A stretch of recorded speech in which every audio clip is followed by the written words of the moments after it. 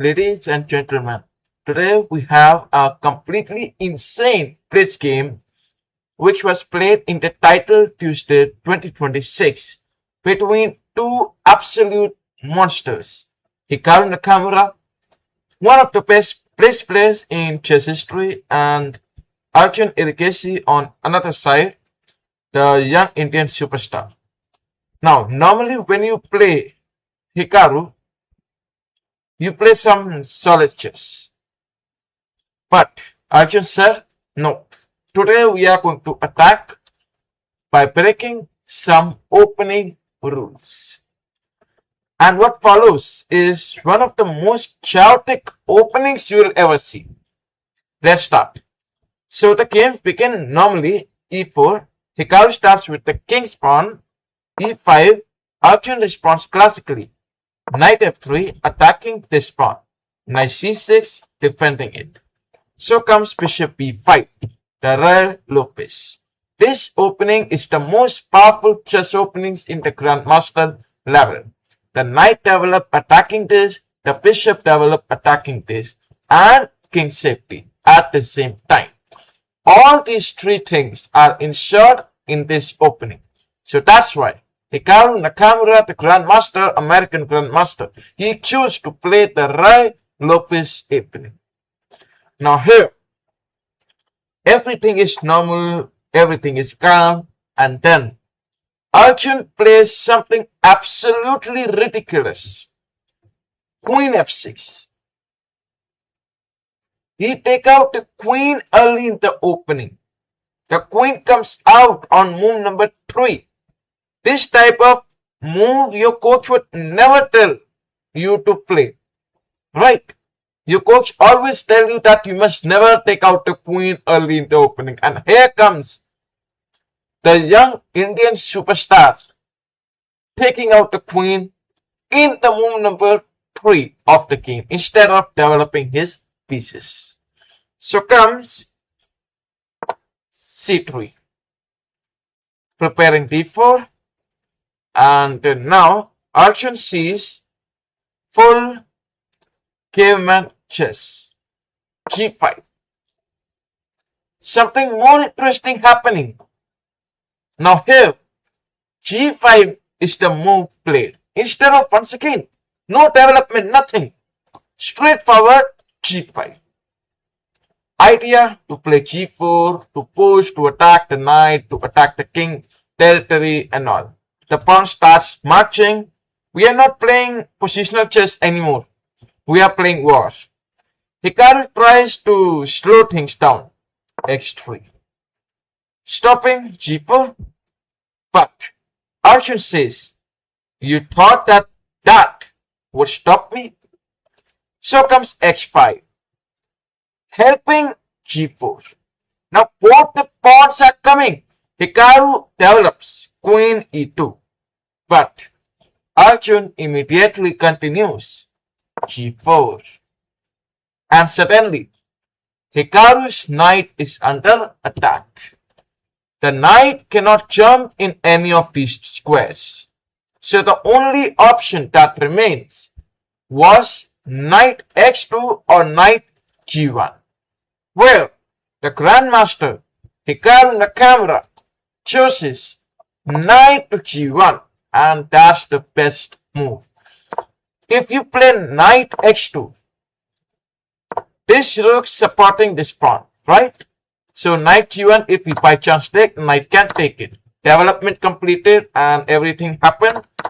But if you play knight x2, then here he may capture this pawn. After he take it, the king side is completely weak. So that will be one of the advantages that black will be having. So that's why Hikaru continues with knight g1. Now, the knight goes back to the starting square. And this is already a psychological victory for black. Well, Arjun develops knight ge7. Now everything supports the attack. Well, Hikaru plays d3, trying to play something solid. But Arjun strike the center, d5, supported by the knight, attacking the center, opening the bishops.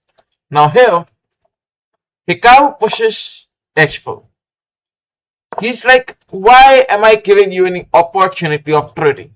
Let me just push and eliminate all the opportunity, which is not the best move. Instead of it, he could have gone with some developing moves, and he could have gone with bishop here, he could have gone with taking it, but okay. He go with h4. Now he is trying to block the kingside attack. Bishop comes to e6.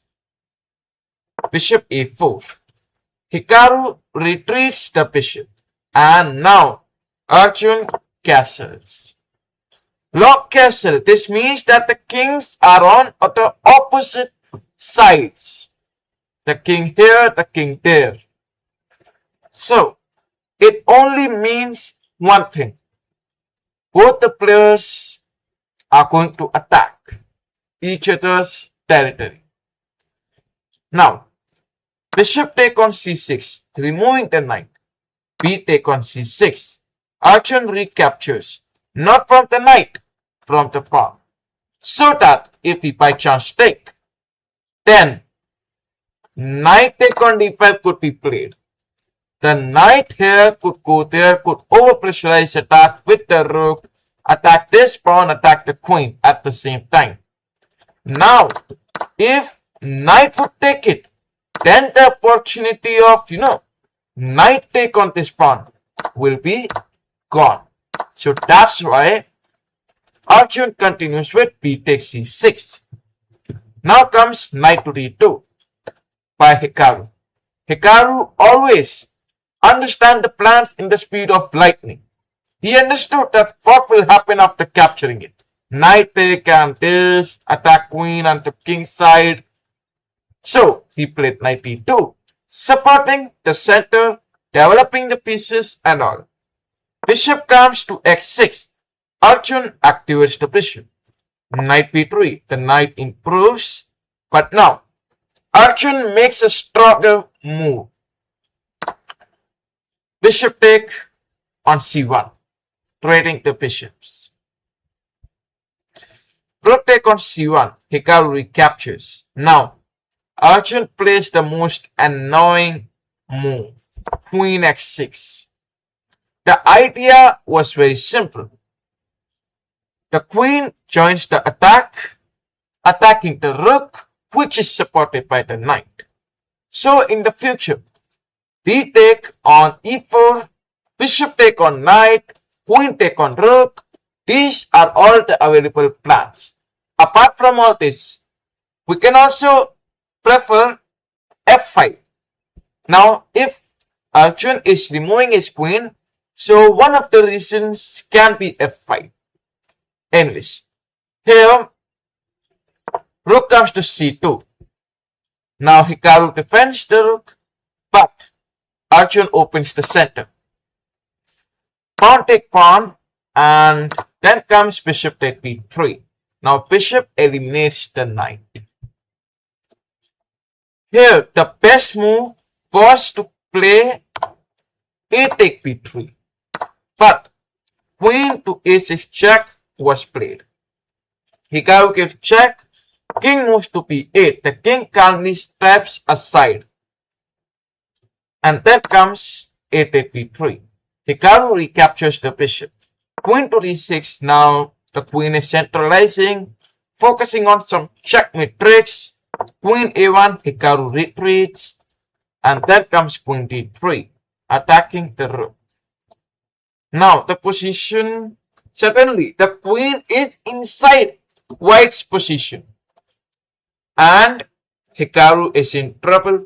Now Hikaru tries to defend his position, playing queen c1, blocking checkmate, protecting the rook, controlling the squares, hence trying to protect the king's side.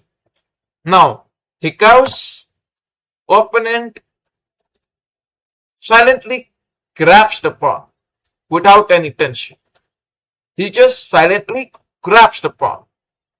And then check knight e2, blocking again. But Arjun keeps on eating. Queen take on g2. Another pawn disappears. Black is now 2 pawn up. But Arjun calmly retreats. With queen here. Queen e4. Still centralized. King f1. Hikaru plays. Improving the king's safety. Removing the spin and all.